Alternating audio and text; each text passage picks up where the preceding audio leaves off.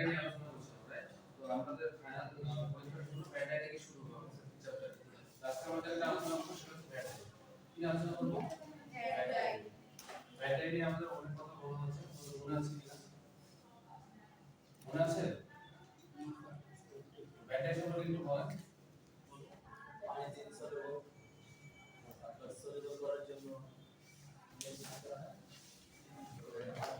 আচ্ছা, ব্যাটারি ইনসলেবল ইনসলেবল ইনসলেবল ইনসলেবল বলতে বলবো ইনসলেবল। তাহলে ইনসলেবল হলে আমরা ডাইন কিভাবে করব? সলিউবল তাহলে সলিউবল করার জন্য আমাদের কি করতে হয়? ডিসপারশন ব্যবহার করতে হবে। যদি আপনারা বলেন ব্যাটারি হচ্ছে ইনসলেবল, তাহলে আমি ব্যাটারি করব। ব্যাটারি কতটা লাইন ধরে এটা করব? যদি সলিউবল না হয় ডাইন সম্ভব না স্যার। আর যদি মেজারমেন্ট ঠিকঠাক না হয় ডাইন হবে সেটা আসবে। ডাইংয়ের প্রত্যেকটা স্টেপ অবশ্যই গুরুত্ব সহকারে মেইনটেইন করতে হবে। ইভেন আমরা যে ডাইং করি, ডাইং করার আগে পয়েন্টগুলো ধুয়ে নিতে হবে, পয়েন্টগুলো শুকিয়ে দিতে হবে, এবং যে মেজারমেন্ট যদি 5 ml হয় তোমাকে 5 ml দিতে হবে। যদি তোমাকে 10 গ্রাম হয় 10 গ্রামই দিতে হবে। যদি না 19-20 হয় তাহলে কি হবে? সেটা ভেরিয়েশন হবে। ভ্যাটাই এই শব্দটা আসছে যে ভেসেল থেকে। কি আসছে? ভেসেল। ভেসেল ভেসেল মানে হচ্ছে খালি পাত্র। আগের দিন দূরে কি করা হয়? ভ্যাটাই কি করা হতো? আগে হচ্ছে পাত্র ডাইং। আগে এরকম মেশিন ছিল। আগে কি ছিল না? মেশিন ছিল। আগে যে আমরা কি করি? যেমন আমরা কি করি? একবার ডাইং করে সহজ করে একবার ঢোকাই দিই, তারপরে ডাইং করি। ব্যাপারটা এরকম ছিল। বাট ভ্যাট ডাইং এর ক্ষেত্রে দেখা গেল যে আগে হচ্ছে ভ্যাটের কোন ফাইবার মধ্যে অ্যাপ্লিকেবল? যদি বলা হয় ভ্যাটের কোন ফাইবারের মধ্যে অ্যাপ্লিকেবল, এটাও জানা দরকার। কারণ আমাদের প্রত্যেকটা ডাইসোলিউটে অ্যাপ্লিকেশন গুলো দেওয়া আছে। রিঅ্যাক্টিভ ডাই কোন ফাইবারের জন্য, ডিরেক্ট ডাই কোন ফাইবারের জন্য, সালফার ডাই কোন ফাইবারের জন্য, ভ্যাট ডাই কোন ফাইবারের জন্য। তাহলে ভ্যাট ডাই ব্যবহার হয় সেলুলোজিক।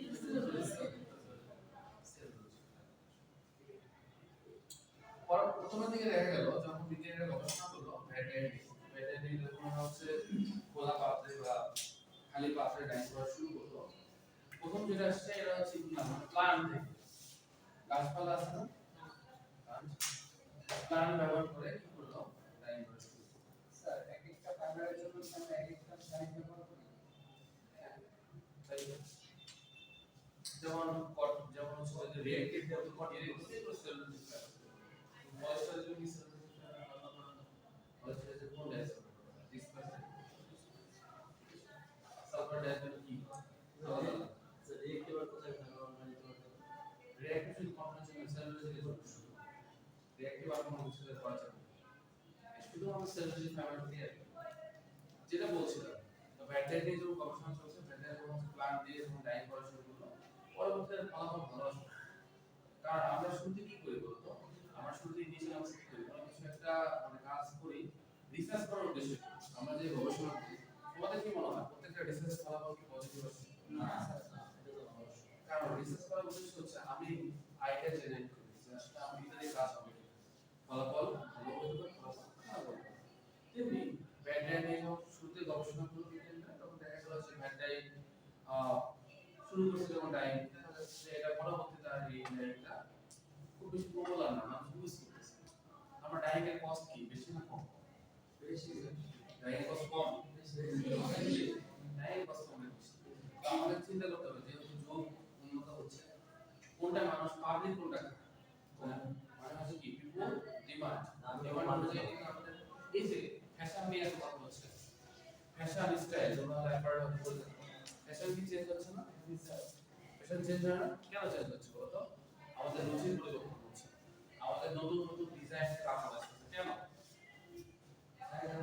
আগে ছিল পাখি ড্রেস, এখন আসছে কি ইন্ডিয়ান, এখন পাকিস্তানি ড্রেস। তোমরা মনে করে দেখো কিছুদিন আগে 4-5 বছর আগে পাখি ড্রেস চলছে, কিরণ মালা চলছে কিন্তু। বাট এরপরে কি আসছে দেখো, এখন আবার পাকিস্তানি কটন সুতি কাপড় চলতেছে না? ট্রেন্ডিং হয়ে গেছে। অর্থাৎ মানুষের চাহিদা, মানুষের ডিমান্ডটা বাড়ছে, বা মানুষের চয়েস ভিন্ন রকম হচ্ছে। এজন্য আমরা যারা টেক্সটাইল ইঞ্জিনিয়ার, যারা ফ্যাশন ডিজাইনার হব তারা কি করবে মানুষের চয়েসকে রিড করতে হবে যে মানুষ কি পছন্দ করে সেই অনুযায়ী আমাকে কাপড়ের ডিজাইন তৈরি করতে হবে তো পরবর্তীতে দেখা গেল যে ভ্যাট ডাইয়ের পপুলারিটি আগে ভ্যাট ডাই প্রচুর পরিমাণে ব্যবহার করা হতো পপুলার ডাইং ছিল বাট এখন কি করা হয় এই ভ্যাট ডাইটা আর খুব বেশি ব্যবহার করা হয় না কেন করা হয় না সেটা আমরা পরে দেখছি দেখি ভিডিওটা ছিল এখন আসো আমাদের প্রথম যেগুলো করতে হবে সেটা হচ্ছে ভ্যাট ডাইয়ের প্রপার্টিজ কি কি প্রপার্টিজ আছে নাম্বার 1 অলরেডি বলা হয়েছে সেটা হচ্ছে ভ্যাট ডাই ইনসলভেবল অর্থাৎ পানিতে ভ্যাট ডাইটা কি হয় সলেবল যদি সলেবল না তাহলে আমরা কিভাবে রং কাপড়ের মধ্যে প্রবেশ করব সম্ভব সম্ভব তাহলে প্রথম হচ্ছে তাহলে ভ্যাট ডাইয়ের প্রপার্টিজ এর প্রথম হচ্ছে ইনসলেবল ইনসলেবল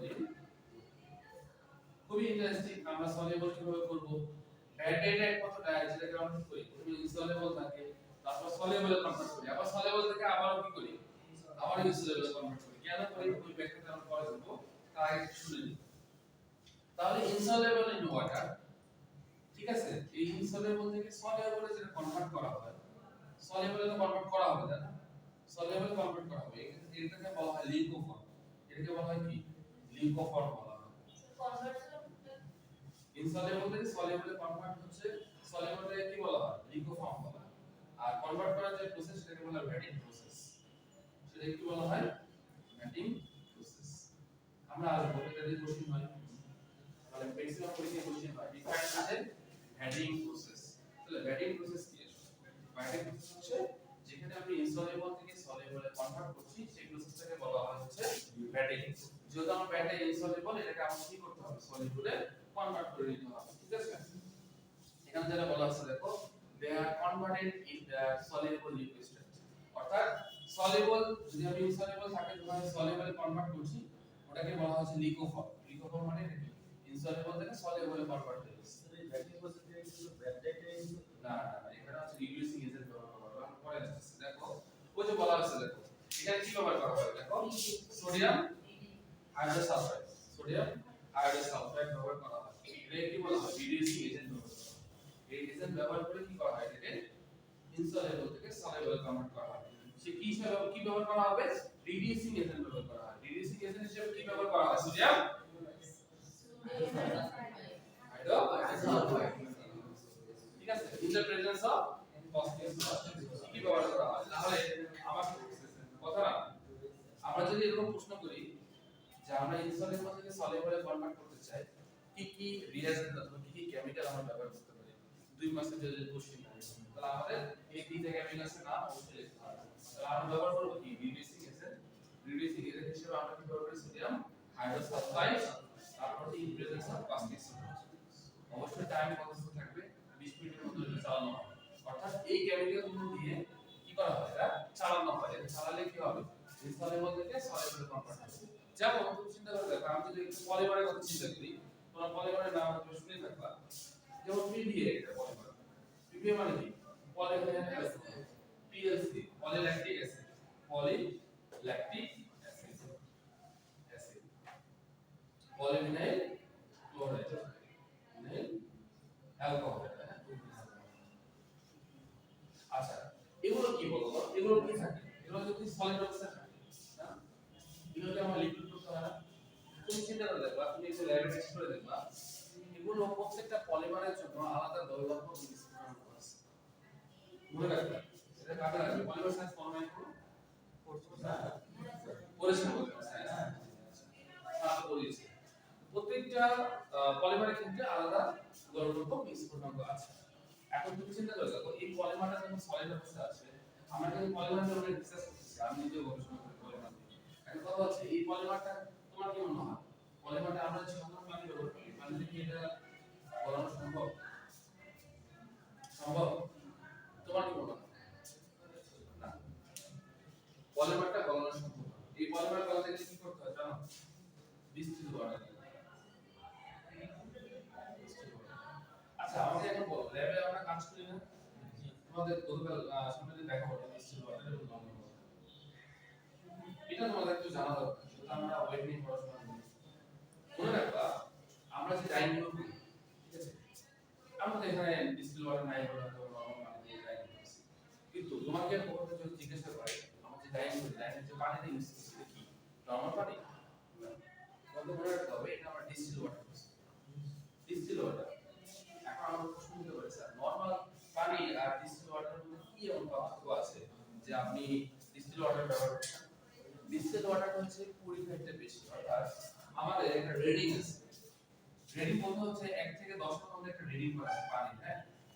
এই রেডিং এর মধ্যে ডিস্টিল ওয়াটার যেটা আছে ডিস্টিল যদি 6 থেকে 8 এর মধ্যে থাকে, 6 থেকে 10 এর মধ্যে থাকে সেটা হচ্ছে পিউরিফাইড। মানে হচ্ছে কি বলতো বেশি বিশুদ্ধ, বেশি বিশুদ্ধ অর্থাৎ পানি পিএইচ না পিএইচ না, একটা রেডিং এর কথা বলছি আমরা মিনারেলস কম থাকে, হ্যাঁ মিনারেলস কম থাকে, হ্যাঁ একটা ল্যাবরেটরি গ্রেড থাকে, ল্যাব গ্রেড, এটাকে ল্যাবরেটরি গ্রেড বলা হয়। আমি যখন এটা কিনতে যাই তখন দেখা যায় যে ল্যাব গ্রেড মানে কত থাকে, ল্যাব গ্রেড থাকতে হবে 6 থেকে 10 এর মধ্যে। এখন আমি ওটা বলতে যাচ্ছি না, আমার বলার উদ্দেশ্য হচ্ছে আমরা যে ডিস্টিল ওয়াটারটা ব্যবহার করি সেই ডিস্টিল ওয়াটার ব্যবহার করার উদ্দেশ্য কি জানো? এখানে কোনো প্রকার কি থাকে না, কোনো ইম্পিউরিটিস থাকে না, কোনো হার্ডনেস থাকে না। ডিস্টিল ওয়াটার একদম বিশুদ্ধ পানি, খাওয়া যায় না খাওয়া যাবে, ঠিক আছে। কিন্তু নরমাল পানি কি থাকে, নরমাল পানিতে মিনারেলস নরমাল তো অনেক থাকে ইনগ্রিডিয়েন্টস থাকে। সেজন্য ডাইনের জন্য সবসময় ডিস্টিল ওয়াটার ব্যবহার করতে হবে। যদি ডিস্টিল ওয়াটার ব্যবহার করো তাহলে ডাইস ভালো ধরবে, অ্যাবজর্বেন্স ভালো হবে, ডাইস গুলো প্রপারলি ডিস্ট্রিবিউট হবে। হ্যাঁ বৃষ্টির পানি দিয়ে আমরা ডিস্টিল পানি বলতে না ওটা ডাইস তো স্যার ফ্যাক্টরি যদি হিউজের মধ্যে পানি ইউজ করি এই ডিস্টিলার ওয়াটার ইউজ করি মানে ওদের হচ্ছে না, কারণ ওরা যে পানিটা ব্যবহার করে আমরা শুনছি না রিসাইকেল, এই কথা না দুইটা প্রসেস আছে, আমি আপনাদের বলি তো ভালো প্রশ্ন করছে।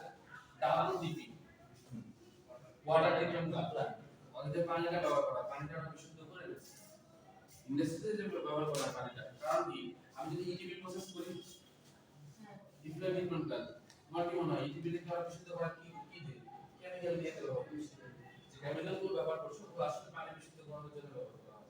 এইজন্য আমরা ল্যাবে কাজ করার জন্য ডিস্টিল ওয়াটার ইউজ করি, ফ্যাক্টরিতে যারা পানি যে ব্যবহার করছে রিসাইকেল করে ওটাও বিশুদ্ধ করে আর ইউজ করি।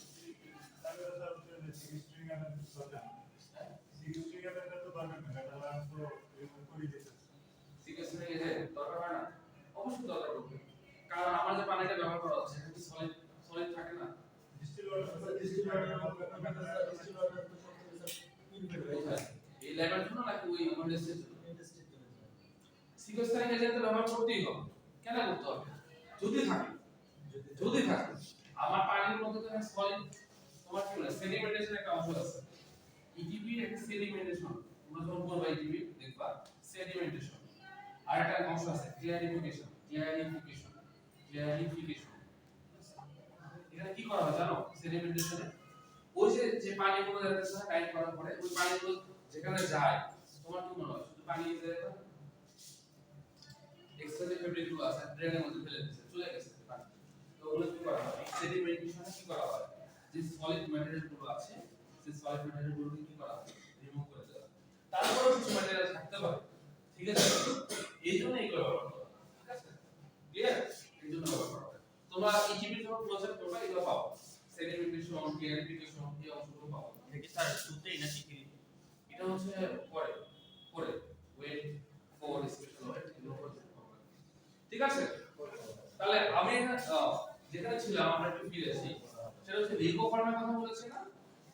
লিকো ফর্মে কি হবে, সাবস্টেন্টিভ টু বটম, অর্থাৎ যখন আমার সলিউবল হয়ে যাবে তখন বটমের মধ্যে কি হবে সাবস্টেন্টিভ হবে। সাবস্টেন্টিভ মানে কি? সাবস্টেন্টিভ মানে হচ্ছে আকর্ষণ থাকবে।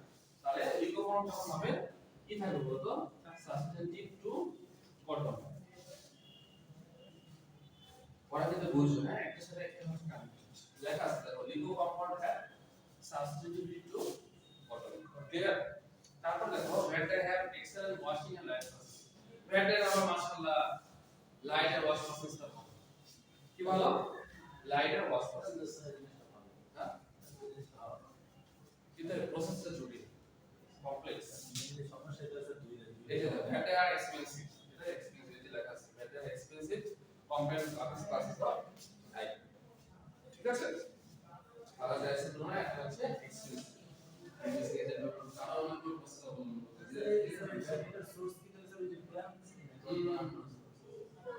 ন্যাচারাল সোর্স আরো কিছু ইনফরমেশনের জন্য যেহেতু আমার সামনে পরীক্ষা আমি একটু বলে দিই যেহেতু আমার সামনে পরীক্ষা আমাকে একটু স্লাইড চলে যেতে হবে আরো অনেক ইনফরমেশন গুলো আমরা হচ্ছে বেসিক এক্সেল কালেকশন থেকে আমরা দেখে নিব তাহলে আমার জন্য সুবিধা হবে ক্লিয়ার তাহলে আমার প্রপার্টিজ তো বুঝে গেছে না প্রপার্টিজ যদি পরীক্ষা আসে যে right answer properties of VAT type 3 মার্কসের জন্য যদি আসে তাহলে এগুলো লিখে দিলে হবে যে ভ্যাট টাইপ হচ্ছে ইনসলেবল ভ্যাট টাইপ হচ্ছে সলিউবল থেকে ইনসলেবল থেকে সলিউবল কনভার্ট করা হয় লিকো ফর্মে যখন থাকে সেটা ঘটনার মধ্যে সাবস্টেন্টিভ হয় অন্য ডাইসের তুলনায় ভ্যাট টাইপটা হচ্ছে কি বেশি এক্সপেন্সিভ আর কি বলা হয় ভ্যাট টাইপ হচ্ছে হ্যাঁ excellent wash on life percent আচ্ছা বারবার শোনো ওয়াশ পার্সেন্ট ভালো হওয়া উচিত লাইফ পার্সেন্ট ভালো হওয়া উচিত এর কি আসলে ওয়াশ পার্সেন্ট বলতে কি বোঝায় খবর পড়ে যেন Yes.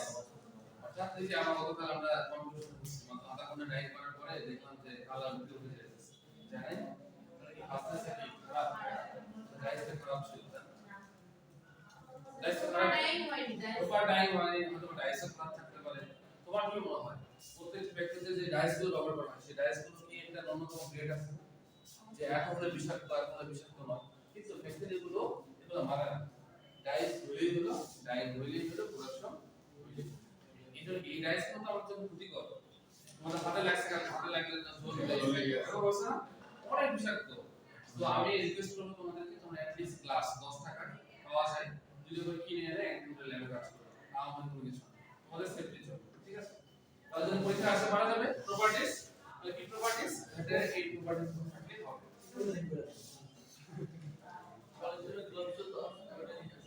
আচ্ছা এখন হচ্ছে ক্লাসিফিকেশন কথা না এখন লেখা ক্লাসিফিকেশন বেসিস অন অ্যাপ্লিকেশন ঠিক আছে তিন ভাগে ভাগ করা হয় এই ক্লাসিফিকেশনকে পরীক্ষা আসে পুরোটা হ্যাঁ classification basis on method of application কয় ভাগে ভাগ করা হয় তিন ভাগে একটা হচ্ছে আইকে এটা কি বলো তো একটা হচ্ছে আইকে একটা হচ্ছে আইডব্লিউ আর একটা হচ্ছে আইএন ইন্টার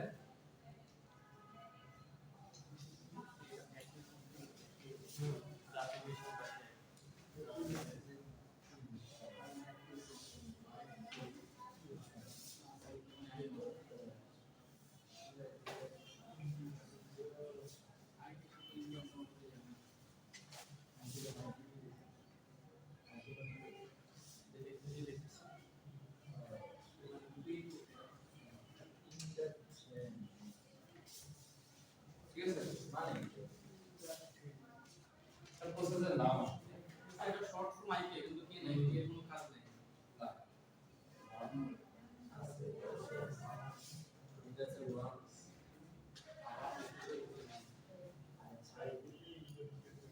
কি ওই যে উপরে আছে আইকে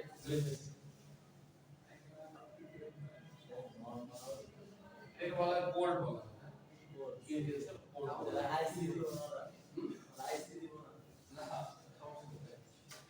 ঠিক আছে এই তিনটাকে ক্লাসিফিকেশন করা হয় আইকে আইডব্লিউ আর হচ্ছে আইএন এটাকে হচ্ছে ইনস্ট্যান্স কোড বলা হয় এটাকে ওয়ার্ম বলা হয় আর একটা হচ্ছে নরমাল বলা হয় হ্যাঁ এটা এই তিনটা প্রসেসের মাধ্যমে এই মেথড অ্যাপ্লাই করে প্যাটার্নটা হচ্ছে অ্যাপ্লিকেশন গুলো ব্যবহার করা হয় এটার ক্ষেত্রে লো টেম্পারেচার থাকবে এটা বৈশিষ্ট্যগুলো আমাদের একটু জানতে হবে জাস্ট বৈশিষ্ট্যগুলো জানলে হবে কি হবে হ্যাভ অপটিমাম অ্যাফিনিটি একটা ন্যূনতম কি থাকতে হবে অ্যাফিনিটি থাকতে হবে না আকর্ষণ থাকতে হবে সে আকর্ষণ বা লো টেম্পারেচার কত 25 থেকে কত 30 ডিগ্রি সেন্টিগ্রেড তারপর বলছে required minimum addition of caustic soda and sodium hydrosulphide থাকতে হবে এটা থাকলে আমরা আইকে প্রসেসের মাধ্যমে কি করতে পারবো ডাই করতে পারবো তারপর হচ্ছে ইনফ্লুয়েন্স হচ্ছে ওয়ার্ম দ্বিতীয় ওয়ার্মের কি হবে এক্সজস্ট এট মডারেট টেম্পারেচার মডারেট মানে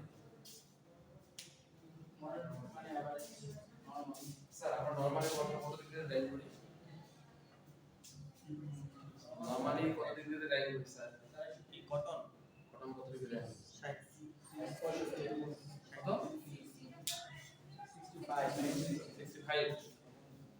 65 কি রে সুজন কত ডিগ্রি কত কত জানি এরকম কি ডাইকে টেম্পারেচার কি মানে হাফ পাস নাকি না আসলে 60 ডিগ্রি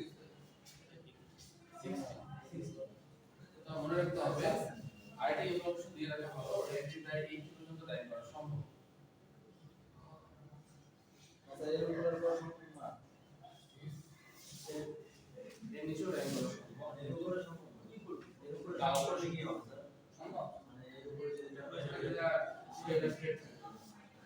আচ্ছা, যেটা ছিলাম সেটা হচ্ছে এই ক্ষেত্রে কি হবে, এই জন্য বলা হচ্ছে মডারেট। মডারেট মানে কি, আগে 25 থেকে 30 ছিল, তারপর 30 থেকে 40, এটা মধ্যবর্তী টেম্পারেচার বলা আছে। বিকজ মডারেট কস্টিং সোডা লাগবে, আর moderate concentration existing is for better execution. Execution মানে কি, এক্সিকিউশন মানে কি, এটা মধ্যবর্তী অবস্থা। আচ্ছা, এক্সিকিউশন কি, এক্সিকিউশন কাকে বলে, এক্সিকিউশন কাকে বলে,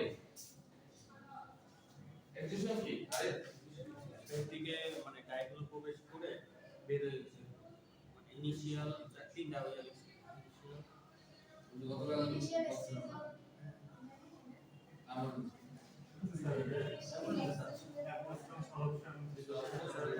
এক্সিকিউশন কি, অর্থাৎ এক্সিকিউশন মানে হচ্ছে কি, আমি যখন কাপড়টা ওয়াশ করব, ওয়াশ করার পরে কতটুকু ডাইস বেরিয়ে গায়ে লেগে আছে, ঠিক আছে, আর ডাইসের সাথে ফাইবারের একটা ইন্টারঅ্যাকশন থাকবে, ঠিক আছে, সেটাকে বলা হয় আইডাল।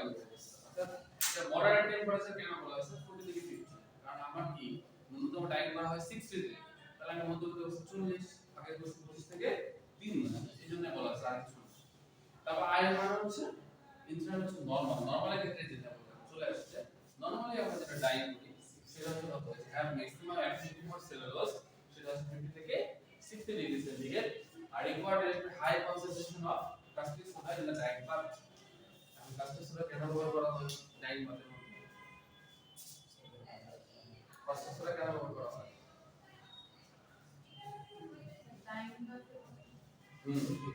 এমনি রিডিউসিং এজেন্ট ব্যবহার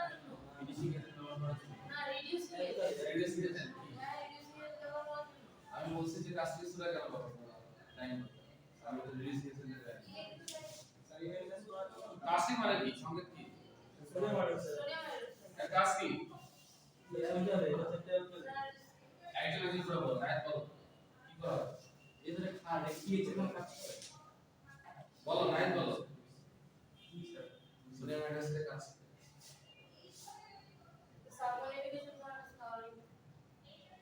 আর কি করে, বেশি বলো ওটা বাদ, ডাইং মানে কেন বলো, তারপর আরে বলো বুঝা লাগবে পিএইচ পিএইচ এর সময় এটাই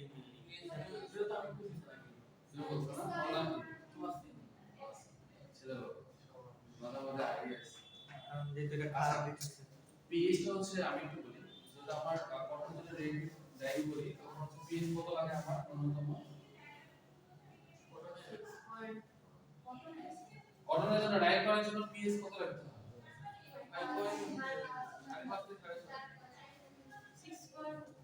তোদের আগে পড়ালেখা করস তোমাদের আমি বলছিলাম এই যে যখন কাস্টিকটা ব্যবহার করা হয়, সোডিয়াম হাইড্রোক্সাইড ব্যবহার করা হয়, ঠিক আছে, এটা কখন ব্যবহার করা হয়, তো পরে ব্যবহার করা হয়, যখন এটা যখন ব্যবহার করা হবে পিএইচটা বেড়ে কত হয়ে যাবে, তখন 10 থেকে 12 হয়ে যাবে, বলা হয়েছে না এগুলো, হ্যাঁ বলা হয়েছে কি বলা হয় না, এটা অ্যাসিড নাকি ক্ষার, এরপর মনে রাখতে হবে। তারপর বলা হচ্ছে দেখো the exhaustion of the diaphragm is achieved even without the addition of common salt R required returning is using এই হলো মোটামুটি বৈশিষ্ট্য আর কি, হ্যাঁ এই বৈশিষ্ট্যগুলো একটু করবা তো আগে সব না হবে। তারপর কি হয় বলো তো, কত আছে, তারপর আছে required level high concentration of caustic soda subject আর হচ্ছে high heating and drying temperature, মনে রাখতে হবে হেডিং এর জন্য যে টেম্পারেচার সেটা হচ্ছে 50 থেকে 60, হ্যাঁ 50 থেকে 60 ডিগ্রি, এটা হচ্ছে ব্যাটিং প্রসেস, ঠিক আছে, তাহলে কি হবে বলো তো, ব্যাটিং প্রসেসের জন্য যে টেম্পারেচারটা লাগবে সেটা হচ্ছে কত, 50 থেকে 60 ডিগ্রি সেন্টিগ্রেড, ক্লাসিফিকেশন কি চারটা, তিনটা,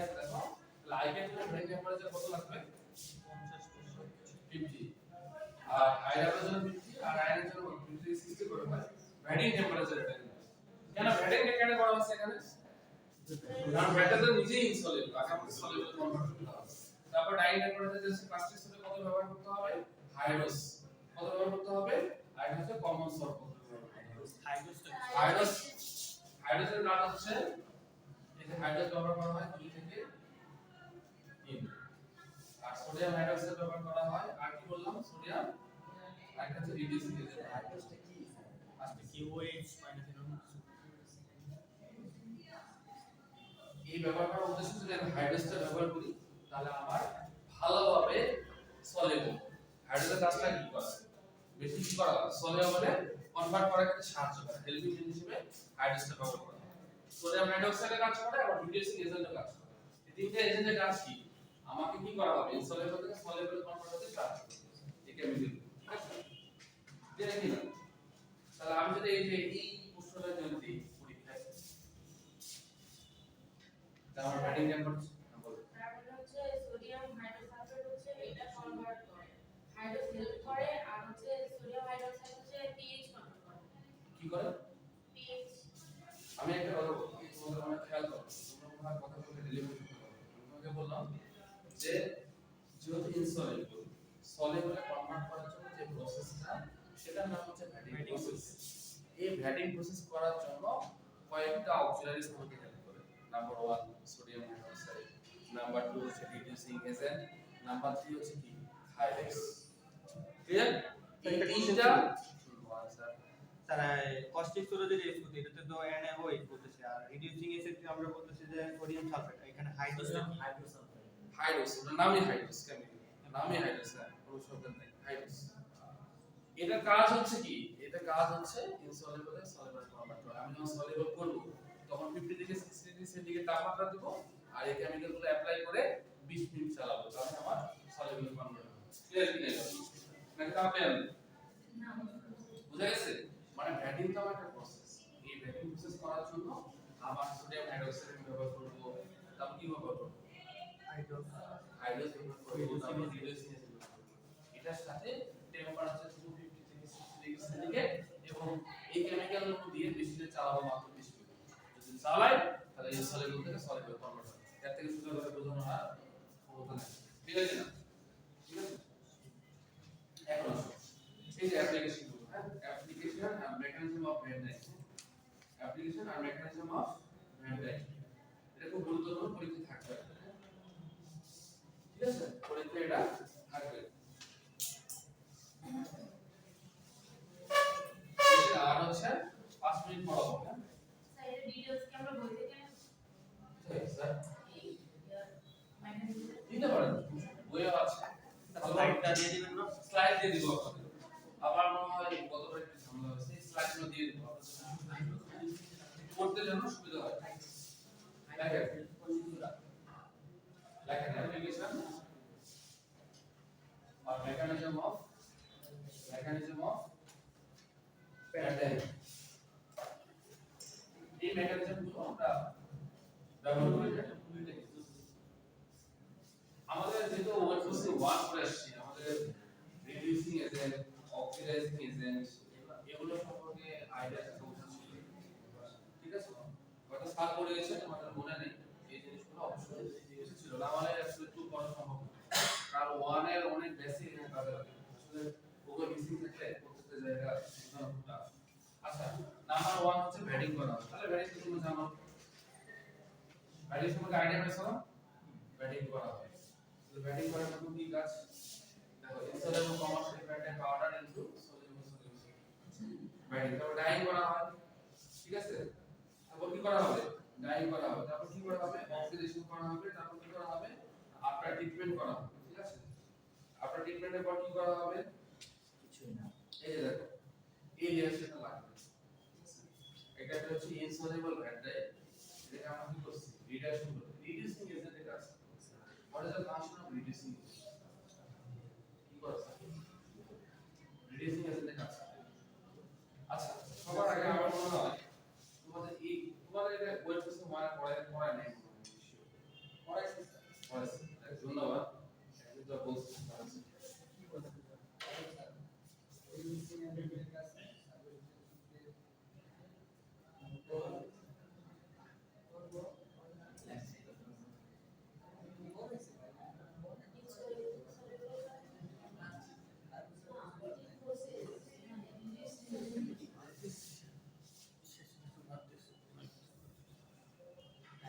এই দুটো সম্পর্কে আমরা একটু আইডিয়া নিই তাহলে আমাদের জন্য বেটার হবে এবং এগুলো হচ্ছে एग्जांपल আছে এই एग्जांपल গুলো আমরা জানবো ইলেকট্রনিক স্লো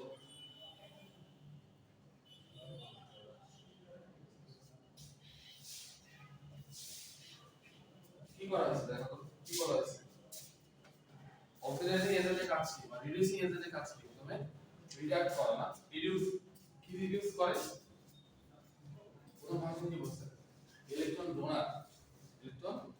ডোনার হিসেবে কাজ করে by losing electron their own oxidation number কি হয় বৃদ্ধি পায় যেমন এলিমেন্ট লো ইলেকট্রন এই যে আমরা পড়ে আসছিলাম ইলেকট্রোনেগেটিভিটি ওটার কারণে বাম থেকে ডানে গেলে কি হয় উপর থেকে নিচের দিকে গেলে কি হয় পড়ে নেই কোনো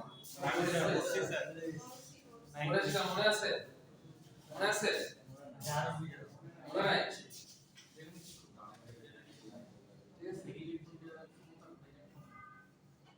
আর হচ্ছে অক্সিডাইজিং এজেন্টের কাজ হচ্ছে ওই যে ওরা ইলেকট্রন ছেড়ে দিল অক্সিডেশনটা কি হবে ওটা নিয়ে নিবে ওটাই হলো কাজ কাপড়ের মধ্যে জারণ বিজারণ জারণ বিজারণ কি হচ্ছে কাপড়ের মধ্যে জারণ বিজারণ শোনো আমি বলি ডাইরেক্ট খুব ইন্টারেস্টিং বুঝা যায় প্রত্যেকটা কেমিক্যাল একটা রিঅ্যাকশন ফাংশন আছে ওই ফাংশন অনুযায়ী কাজ করে আপনারা আপনারা বলছো না যে জারণ হচ্ছে না বিজারণ হচ্ছে আমরা যে ফাংশন আছে ওই অনুযায়ী আমরা কাজ করি ওভারটা আর এটা প্রত্যেকটা জিনিস তো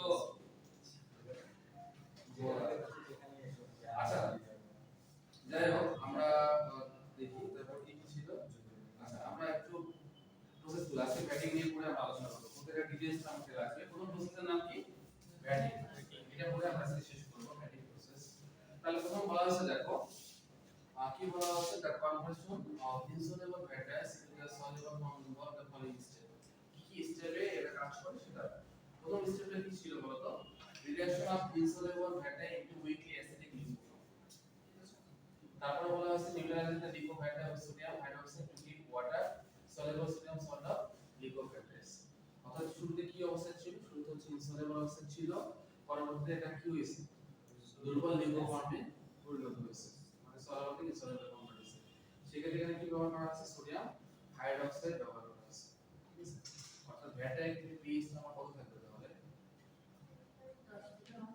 ভ্যাটা এটা আমার সাথে উপরে থাকবে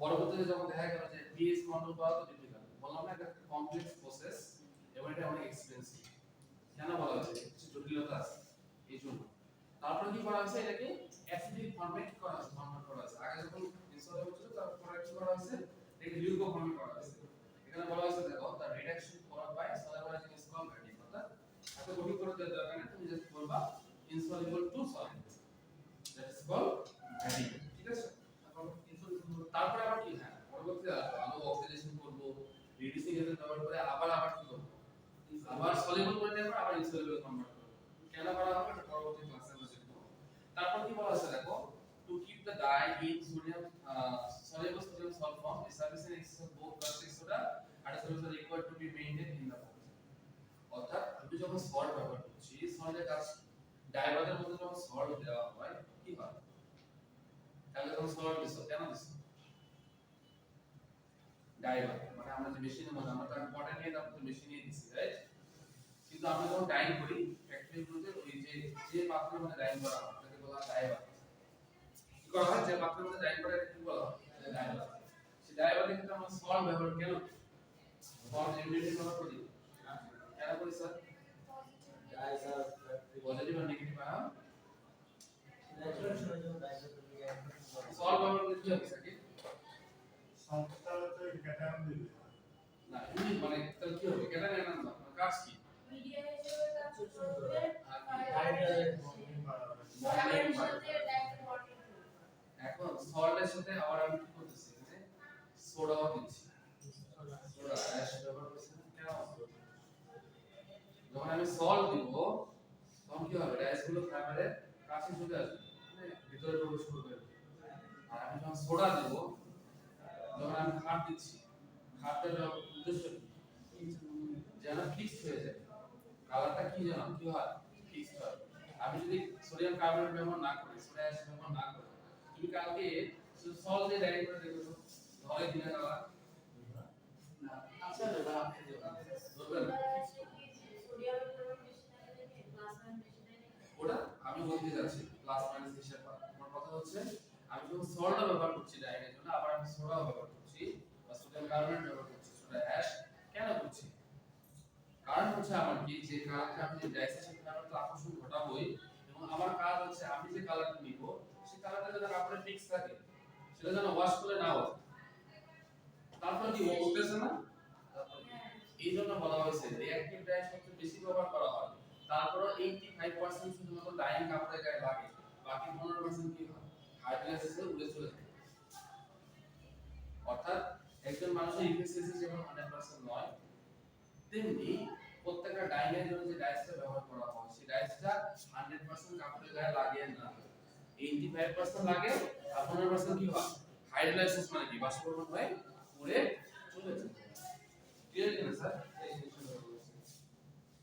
আচ্ছা, এখানে কি বলা হয়েছে দেখো, আরেকটা জিনিস কথা বলা হয়েছে, chances of sodium hydroxide to get decompose to form acid, acid ফর্মে গেলে ইন এক্সপোজ টু এয়ার আর ইনক্রিজিং টেম্পারেচার, টেম্পারেচারটা বৃদ্ধি করতে হয় আর এয়ারে থাকতে হয়।